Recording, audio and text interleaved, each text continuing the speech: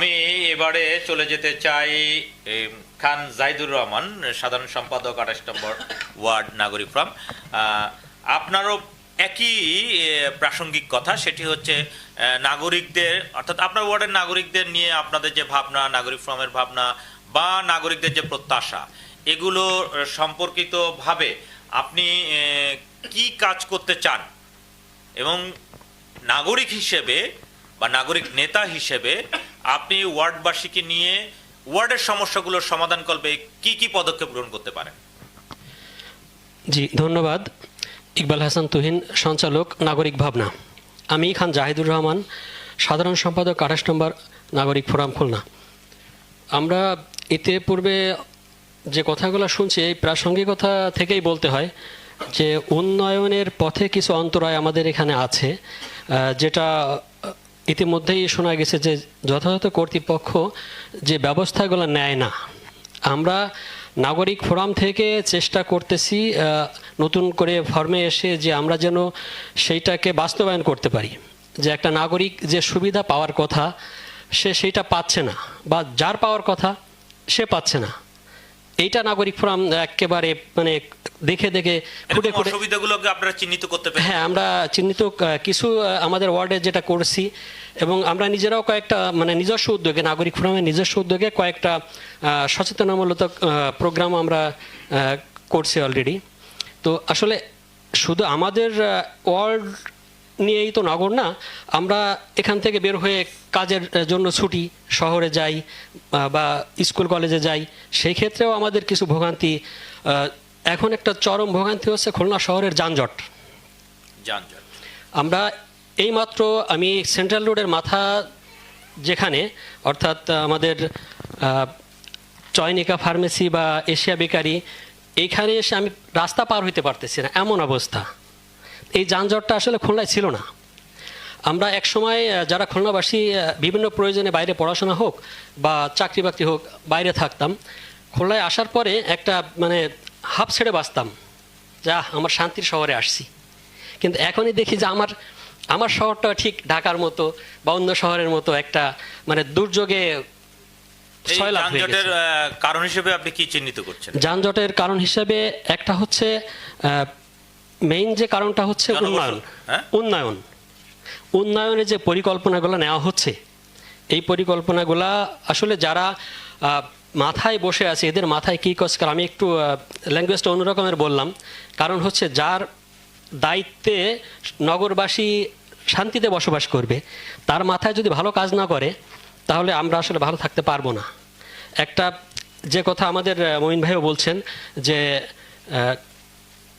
মানে আপনার সমন্বয়হীনতা, একবার ওয়াসা খুঁড়তেছে, একবার সিটি কর্পোরেশন খুঁড়তেছে। এটা তো আমরা বারংবারই বলছি, নাগরিক নেতৃবৃন্দের কাছ থেকে বারংবারই যাচ্ছে, কিন্তু এর তো কোনো সুরাহা হচ্ছে না। আসলে এই সুরাহাটা হওয়ার জন্যই আমরা নাগরিক ফোরাম কাজ করব বলেই একত্রিত হয়েছি। আমি এর সাথে বলি, আমরা বারংবার টকশো বলেন, আমরা বিভিন্ন আন্দোলন বলেন, বিভিন্ন জায়গায় আমরা বলছি যে সমন্বয়হীনতা, কিন্তু আপনার সেন্ট্রাল থেকে যদি এটাকে সমাধান না করা হয়, তাহলে এই সমন্বয়হীনতা আমার মনে হয় যে দূরীভূত হওয়া খুব সহজ নয়।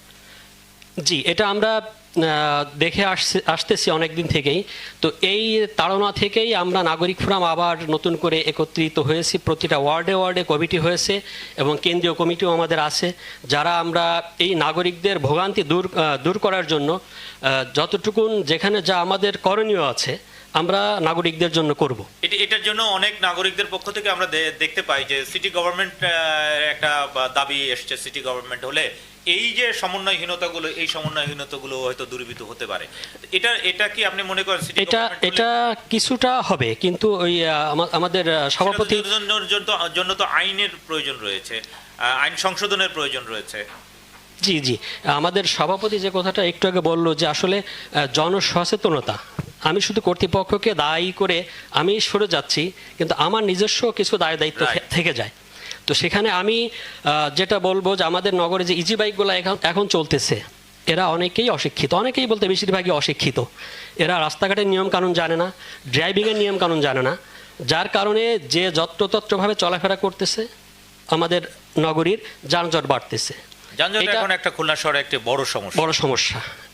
মানে নিঃসন্দেহে বড় সমস্যা। এবং আমাদের অফিস আওয়ার বলেন, স্কুল কলেজে যাওয়ার সময় যে আমাদের ভোগান্তি হচ্ছে, এটা আমরা মানে খুব মারাত্মকভাবে ঠিক পাচ্ছি যে এটা আমাদের। আমরা আশা করছি কর্তৃপক্ষ যানজটের ব্যাপারে নজর দিবেন এবং যত দ্রুত সম্ভব খুলনা থেকে যানজট মুক্ত করবেন এবং নগরবাসীকে আশ্বস্ত করবেন, স্বস্তিতে রাখবেন।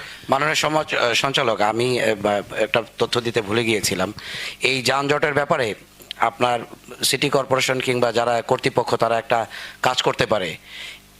মানে আমাদের ধারণা মানুষের থেকে এখন বেশি যানবাহন হয়ে গিয়েছে। আপনার এই যে ইজি বাইক, এই ইজি বাইকগুলোকে কালারফুল করতে পারে। যে যেমন ডান পাশ থেকে আগে যাত্রী নামতো, সেখানে একটা বাধার ব্যবস্থা করেছে। এখন আর নাগরিক কিন্তু ডান পাশ থেকে নামে না।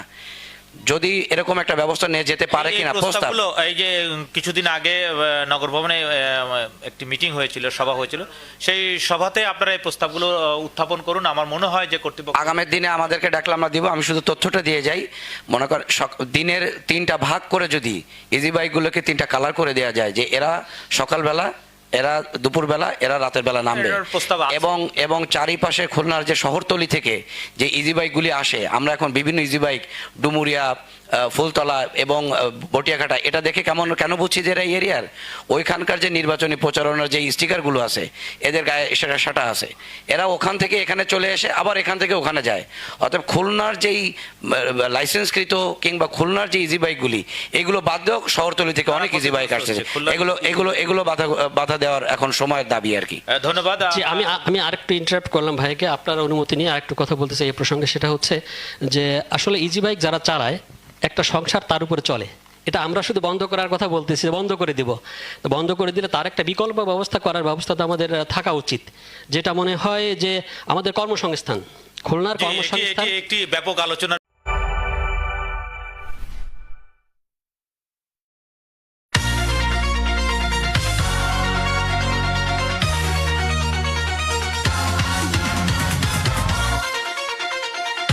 ধন্যবাদ। খান জাহিদুর রহমানের কাছে। খান জাহিদুর রহমান, 1 মিনিটে আপনার সংক্ষিপ্ত ভাবনাগুলোকে আগামী দিনের নেতৃত্বের কাছে প্রত্যাশা।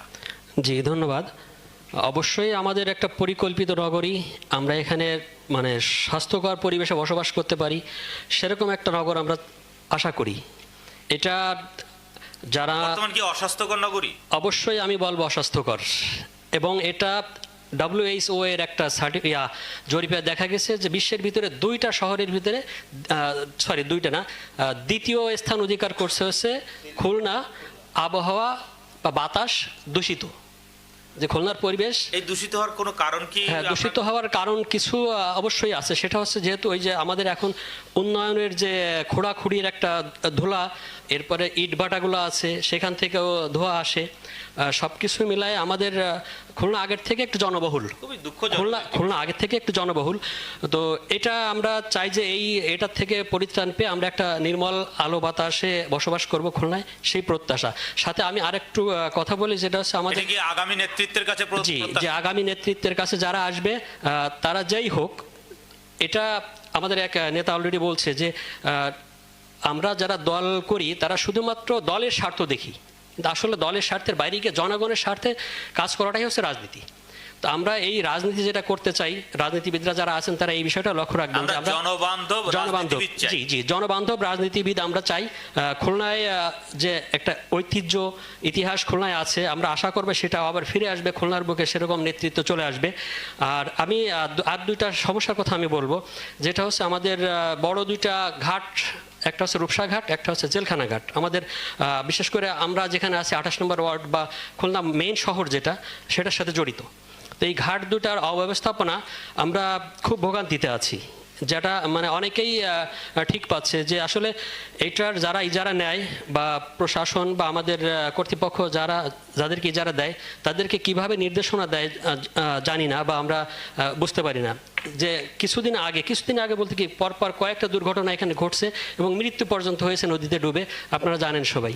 তো এই যে ঘাট পারাপারের যে বিষয়টা, যে ট্রলার বলেন, ফেরি আছে একটা ঘাটে, আমাদের অন্য ঘাটে ফেরি নেই। এখন এটা আসলে ফেরির কথা বলাও অবাঞ্ছনীয়, যেহেতু আমাদের ওখানে গাড়ি নেই। কিন্তু সাধারণ পাবলিক যাতে স্মুথলি চলাচল করতে পারে, ঘাটের সেই ব্যবস্থা যেন করা হয়। এবং এখানে আর একটা বিষয়, যে ঘাট পারাপারের জন্য যে টাকাটা নেওয়া হয়, এটাও আমার মনে হয় যে এটা সঠিক নির্ধারিত না। আপনার কথাগুলো আমরা যথাযথ কর্তৃপক্ষের কাছে পৌঁছে দিচ্ছি আমাদের আজকের এই অনুষ্ঠানের মাধ্যমে। আমরা চলে যেতে চাই আমাদের আরেকজন অতিথি